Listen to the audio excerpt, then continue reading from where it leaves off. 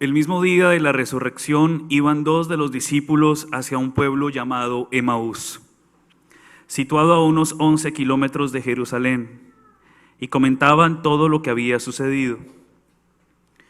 Mientras conversaban y discutían, Jesús se les acercó y comenzó a caminar con ellos. Pero los ojos de los dos discípulos estaban velados y no lo reconocieron. Él les preguntó: ¿de qué cosas vienen hablando tan llenos de tristeza? Uno de ellos, llamado Cleofás, le respondió: ¿eres tú el único forastero que no sabe lo que ha sucedido estos días en Jerusalén? Él les preguntó: ¿qué cosa? Ellos le respondieron: lo de Jesús el Nazareno, que era un profeta poderoso en obras y palabras ante Dios y ante todo el pueblo. Como los sumos sacerdotes y como nuestro jefe lo entregaron para que lo condenaran a muerte y lo crucificaran. Nosotros esperábamos que él sería el libertador de Israel y sin embargo han pasado ya 3 días desde que estas cosas sucedieron. Es cierto que algunas mujeres de nuestro grupo nos han desconcertado, pues fueron de madrugada al sepulcro. No encontraron el cuerpo y llegaron contando que se les habían aparecido unos ángeles que les dijeron que estaba vivo. Algunos de nuestros compañeros fueron al sepulcro y hallaron todo como había dicho las mujeres, pero a él no lo vieron. Entonces Jesús les dijo: qué insensatos son ustedes y qué duros de corazón para creer todo lo anunciado por los profetas. ¿Acaso no era necesario que el Mesías padeciera todo esto y así entrara en su gloria? Y comenzando por Moisés y siguiendo con todos los profetas, les explicó todos los pasajes de la Escritura que se referían a él. Ya cerca del pueblo donde se dirigían, él hizo como que iba más lejos, pero ellos le insistieron diciendo: quédate con nosotros, porque ya es tarde y pronto va a oscurecer. Y entró para quedarse con ellos. Cuando estaban a la mesa, tomó un pan, pronunció la bendición, lo partió y se lo dio. Entonces se les abrieron los ojos y lo reconocieron, pero él se les desapareció. Y ellos se decían el uno al otro: con razón nuestro corazón ardía mientras nos hablaba por el camino y nos explicaba las Escrituras. Se levantaron inmediatamente y regresaron a Jerusalén, donde encontraron reunidos a los 11 con sus compañeros, los cuales les dijeron: de veras ha resucitado el Señor y se le ha aparecido a Simón. Entonces ellos contaron lo que les había pasado en el camino y cómo lo habían reconocido al partir el pan. Palabra del Señor. Gloria a ti, Señor Jesús.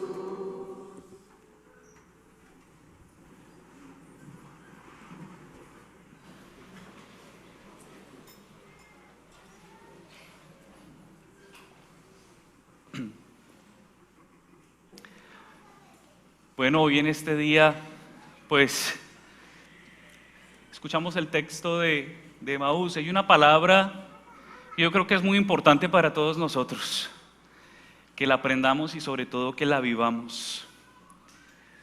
Es algo que nos saca de nuestra oscuridad y es reconocer.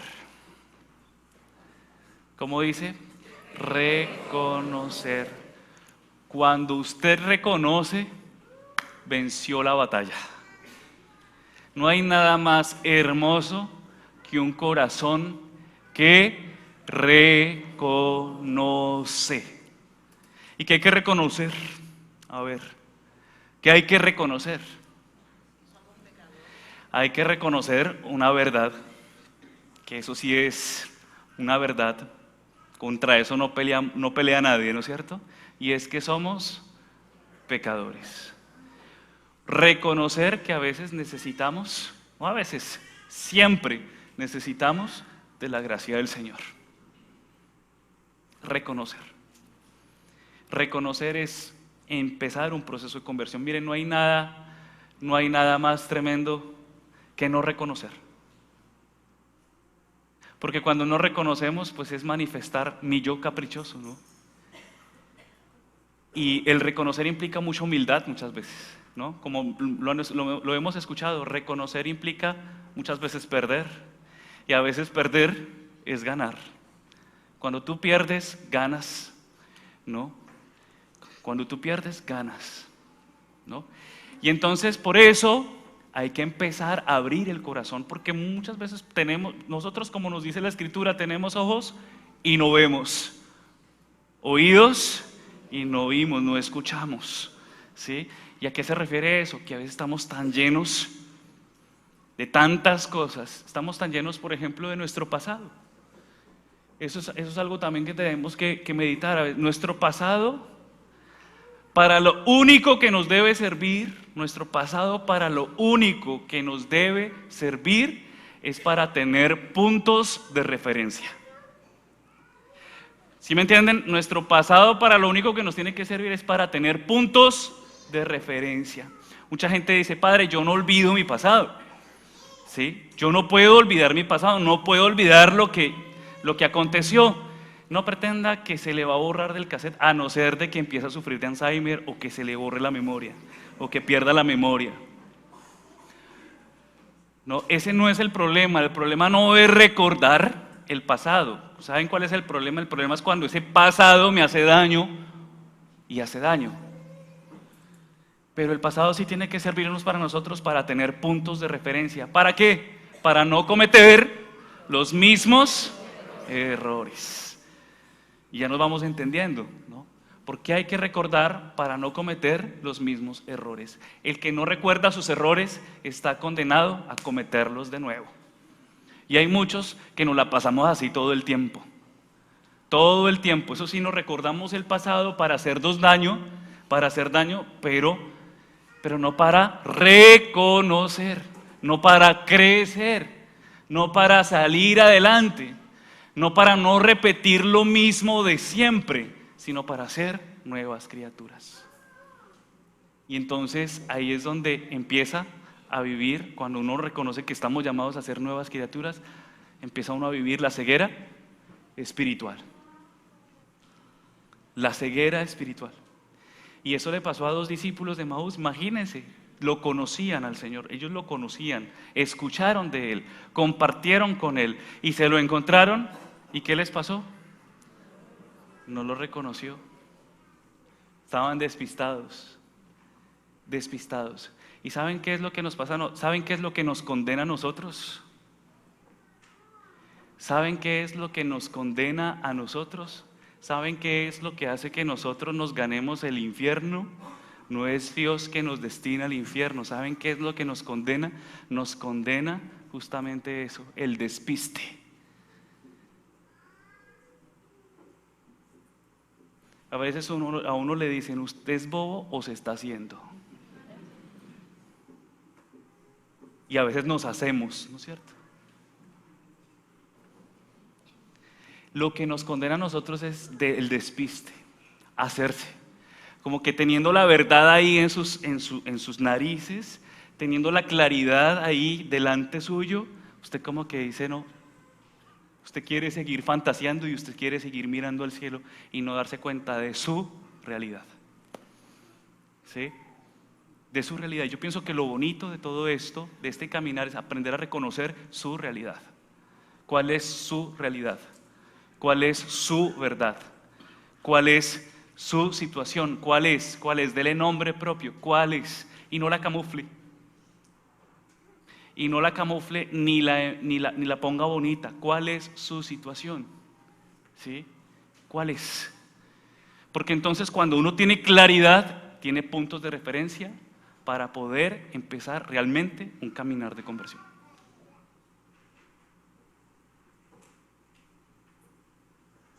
Hay gente que nos la pasamos así, vea, mirando al cielo, que a veces no sabemos ni dónde mirar, ¿no? ¿Sí le ha pasado a veces que a veces no sabe ni qué mirar? Que nos distraemos, no sabemos qué mirar. El Señor nos está llamando como a mirar al Señor.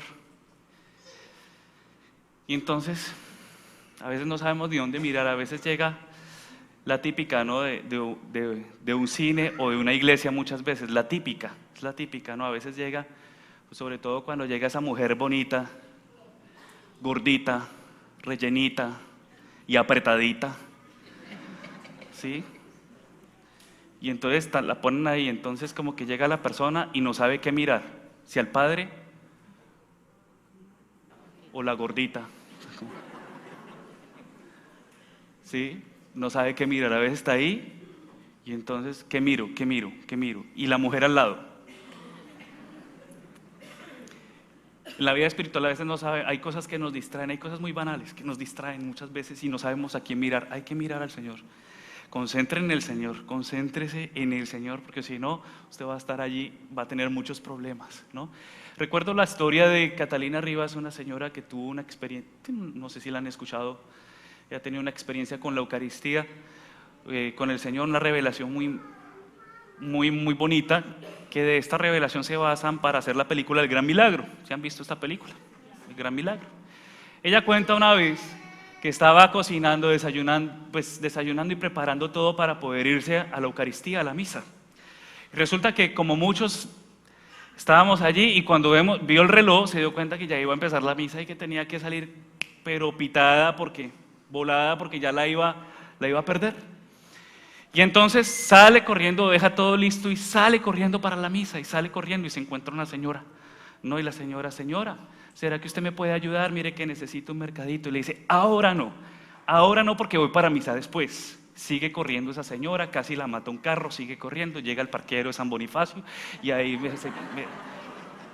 y llega allí y entonces va corriendo cuando la para una señora con niño. Señora, ¿me puede ayudar? Es que mi niño necesita comprar unas medicinas. Ahora no, espéreme ahí, ahorita no puedo. Y sigue corriendo esa señora y llega, ya está llegando cuando se encuentra con otro señor. Y entonces le dice, señora, ¿me puede ayudar? Y dice, ahora no, espérese y voy y llego, tengo que llegar primero porque si no me van a quitar la silla y yo quiero hacerme adelante y tengo que coger y pelear esa silla. Y llegó corriendo la señora, ¿no? No, yo ahí le estoy metiendo ya decoración. Estoy adornando la historia con nuestra historia. Y entonces llega, y entonces cuando empieza la Eucaristía y llega corriendo y llega a la Eucaristía así ya tardísimo y bueno, ya llegó tardísimo y bueno, y afanada y en esa angustia, Dios mío, bueno, ya alcancé a sentarme. Y entonces luego le dice el Señor, le dice en su corazón, te hablé 3 veces antes de que llegaras a la misa y me hiciste esperar. Te hablé 3 veces antes de que llegaras a la misa y me hiciste esperar. Porque a veces hay que aprender a cambiar a Dios por Dios. Hay muchas veces que aprender a cambiar a Dios por Dios. Y entonces no con esto estoy diciendo, no vengan a misa, no vaya a la misa. No, es que no hay que venir de cualquier forma, uno a la misa no viene corriendo. Uno no debe venir corriendo, y mucho menos peleando. El puesto se me acabó, no. Y ella venía así, corriendo, afanada, ¿sí? Como loca, desesperada, ¿sí? Y el Señor le dice, Padre, no me reconociste, me dejaste 3 veces esperando. 3 veces me dejaste esperando. Y entonces ella entendió allí, claro, tuvo todas las oportunidades de ver a Dios, pero no lo reconocemos. No lo reconocemos. Y muchas veces es difícil no reconocerlo porque es que a veces uno se imagina a Dios así, bonito, hermoso, con los brazos abiertos. Mejor dicho, usted se imagina a Dios y usted mira y con este sí me caso, mándame uno igual. Así mechudito, con barbita, no las muchachas así, mándame uno igual. Usted se imagina que Dios es así y muchas veces Dios no se le va a parecer así. Y usted puede mirar a Dios así bonito y resulta que usted mira a Dios así bonito y tiene que levantarse con el gordito, el calvito, ¿sí? El barrigoncito, ¿sí? O tiene que levantarse allí con la viejita, ¿sí? Y entonces tiene que levantarse, y a veces para usted es muy difícil reconocer que Dios lo tiene allá al lado. Porque usted se imagina algo bonito, ¿sí o no? Y a veces es muy difícil reconocer que a Dios lo tiene al lado. Y mucho más cuando tiene una vecina, también cuando tiene una vecina. ¿Cómo así que Dios está en la vecina? Si esa señora es una bruja, ¿sí? O en el vecino, o en tal persona. Ahí está Dios, porque somos imagen y semejanza de Dios. Nosotros somos, ¿sí?, templos del Espíritu Santo. Dios está en nosotros y muchas veces Dios está allí caminando con nosotros. Y Dios muchas veces está allí esperando por ti. Muchas veces está allí. Miren, yo recuerdo una vez también, ya es una experiencia personal. Recuerdo una vez que con el grupo de jóvenes teníamos un campeonato de voleibol. Y yo hace rato que no jugaba voleibol y me invitaron a jugar ese campeonato de voleibol. Qué delicia, en un parque. No sé si era en la playa o en un parque. Y dije, era un sábado, no tenía misa ni nada. No tenía misa ni nada, entonces yo dije, bueno, pantaloneta, que hace rato no me... tenis y bueno, y lo otro, eso sí. Y salí como la señora, ¿no? Que nadie me vea. Salí. Y salí como la señora corriendo ya. Iba a ir al campeonato de voleibol. Y entonces, cuando ya me subí al carro, ¡pum! Una llamada. Una llamada de alguien de aquí en la parroquia. Padre, hay un señor que necesita la unción de enfermos y es urgente, porque ya va a morir. Y yo... ¿pero por qué me hacen esto? No, humanamente, pero yo decía, pero el Señor me puso en el corazón, no me puedes dejar por un partido, no me puedes dejar. Y a veces nos pasa a nosotros, usted se programa, pero el Señor a usted lo desprograma. Y hay que reconocer, usted a veces se programa, pero el Señor es maravilloso porque lo desprograma rapidito, lo desprograma.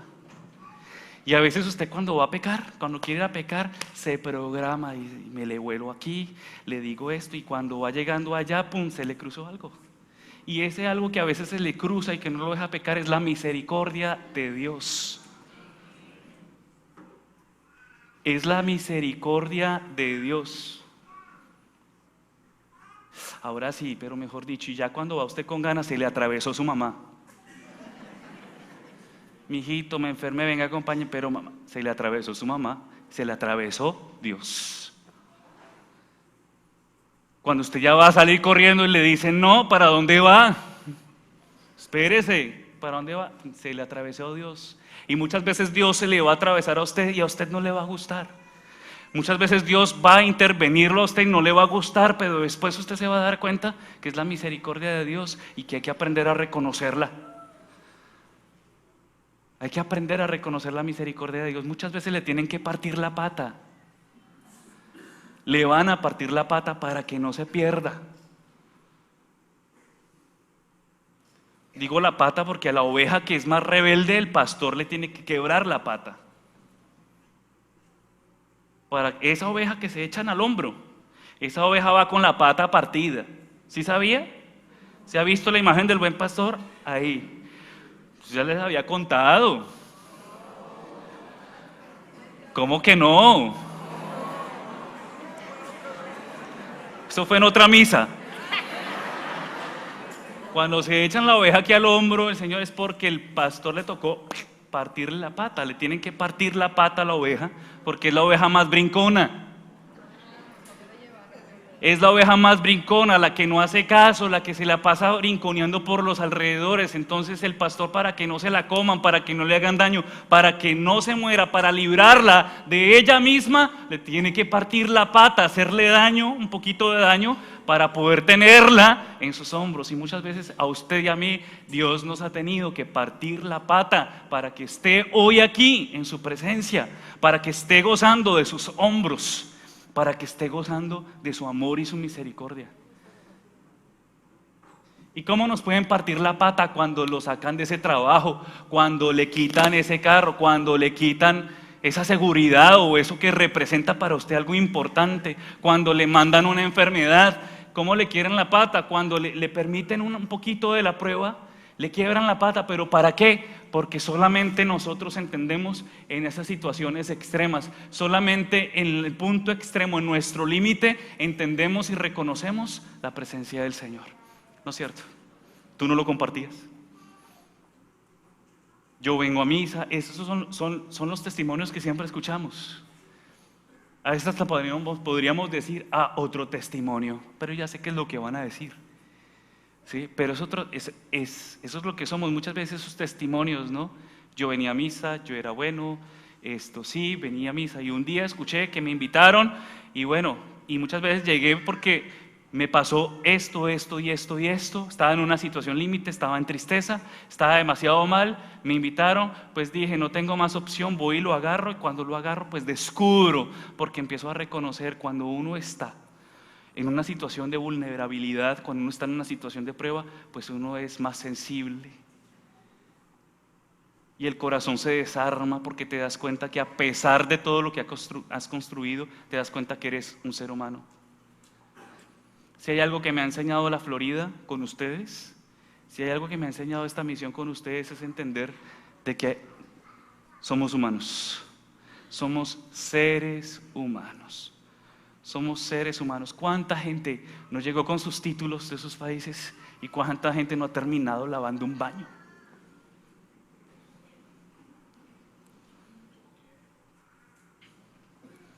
Y entonces uno dice, wow, qué títulos, qué maravilla, qué doctor, qué belleza, cómo habla, qué lindo, qué maravilla. Pero mi hermano, aquí te aterrizan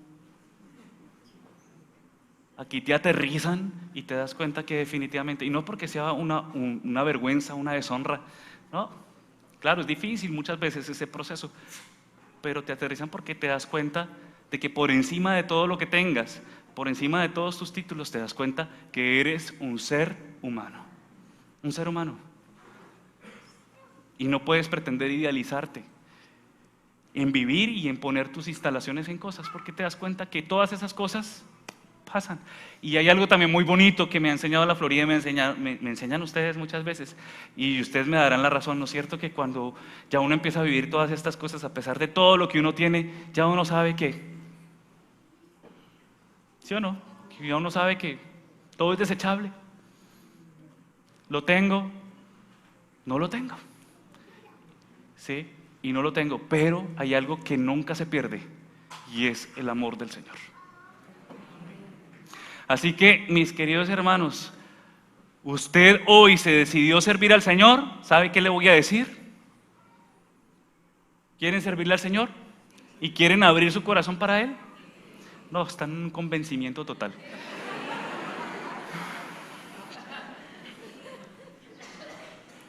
No le tenga miedo de decirle sí, diga que sí. No, pero si usted le quiere abrir su corazón al Señor, prepárese para una cosa. Lo van a desprogramar. Lo van a desprogramar. Se le dañó, vea, esto es muy colombiano, vea pues. Se le dañó el parche. ¿No? ¿Usted de dónde es? No es paisa, ¿no? El parche. Se le dañó el programa. Lo desprogramaron. Lo van a desprogramar. Le va a doler. Le van a partir la patica. Porque es que muchas veces uno es brinconcito. Uno es brinconcita. A veces nos gusta buscar peligros. ¿Sí? Nos gusta buscar los peligros. Entonces, para que no caigas en los peligros, pues el Señor viene en tu auxilio. Y muchas veces te va a dar esa cruz para que estés más cerca de Él. Así que reconozcamos al Señor.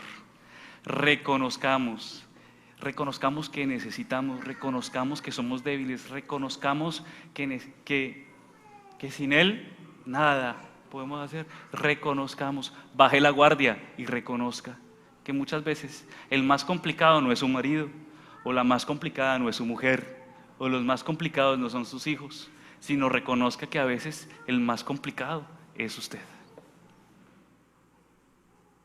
Y reconozca. Y es bonito, miren, es bonito uno llegar al final del día y decir, oiga, yo sí soy terco. Y a veces hasta reconocerlo, yo sí estoy terco, oiga. Oiga, yo sí, pero mejor dicho, ya me estoy volviendo viejo, estoy más aburridor, estoy aburriendo a todo el mundo. Reconocer para poder empezar a tener puntos de referencia para ser nuevas criaturas.